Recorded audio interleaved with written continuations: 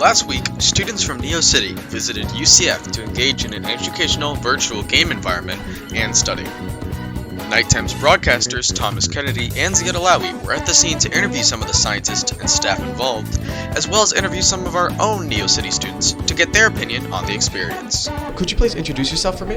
Of course. My name is David Organista. I'm a graduate student here at UCF. What's the most interesting thing you've seen from NeoCity students and the results from today? Well, as far as we've got. Of course. So far, students have really interacted with different simulations, including virtual reality, programs, and game-based learning. I personally have witnessed the game-based learning environments. And so just seeing different students really engage with these programs, it's been really interesting how they're actually learning through these programs and just being engaged. I'm Roger Azevedo. I'm a professor in the School of Modeling, Simulation, and Training here at UCF. I'm a trained psychologist. I got a PhD and a postdoc. And we do research on human and machine interactions and also the use of AI to enhance STEM and biomedical knowledge through new advanced learning technologies such as AR, VR, XR, and also your traditional games, simulations, high-fidelity mannequins in medicine, etc. What's the most interesting thing that's happened between you and the collaboration of students today? Today was a wonderful day to have all the students from NeoCity Academy come and join us for STEM Day. And I'd like to thank my lab and also your teachers and your parents also, and your administrators for allowing you to come and visit us. This is really incredible because part of what we do is also not only in terms of the research that we do with advanced learning technologies in STEM and biomedical sciences, but also the outreach component, right? We need to start involving students not only as research participants so we can collect data, whether it's eye tracking, facial expressions of emotions, log file, where we analyze how these environments impact learning and reasoning, problem solving, conceptual understanding, but also start showing students in terms of thinking about the workforce and the STEM pipeline. My name is Darren Dever, and I'm a graduate research assistant under Dr. Roger Azevedo. Considering that this simulation, or the zombie simulation that students are going over, is in a high school environment, and let's say the results you get from this experiment get shared globally, how do you see this affecting schools in about 5 years? Well, first, we definitely want to take the data, make sure that the simulation is even better than it is currently, and then we can see this being part of the implemented curricula inside of high schools, middle schools, and even beyond, so undergraduate. So hopefully being able to see this in 5 years implemented over time for different age groups is definitely our goal. So, Mr. Garcia, what was your overall impression of today? It was a great field trip. Our kids got to try out innovative ways of learning material and practice and techniques. They got to try out a virtual reality game that allowed them to get practice on some of the lab techniques that we do on site in our lab.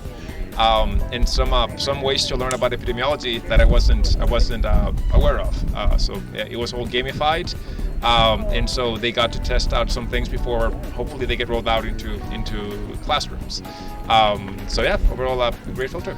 So, Mr. Garcia, what was your favorite part of today? Favorite part? Well, we got our kids got to ask questions of the investigators and the researchers that were there, testing out the new technologies and the educational games. And so I would say they got a taste of what things are like after high school, and maybe they may have explored some options that they will have when they're choosing what to major in, for example, simulation, and because that's the way of the future. How trainings will eventually be mostly via simulations, and our kids are now. Hopefully, some of them have realized that that's something they want to do. Mr. Garcia, what do you see moving forward with UCF and NeoCity? I see the partnership strengthening. I'm hoping that we're able to go back and then do some additional field trips and then get more students involved. And then eventually, perhaps even having some of our students creating some of these simulations that they're using. Yeah, that's about it. Thank you very much. So, Ms. Green, what was your overall perspective of the experience today?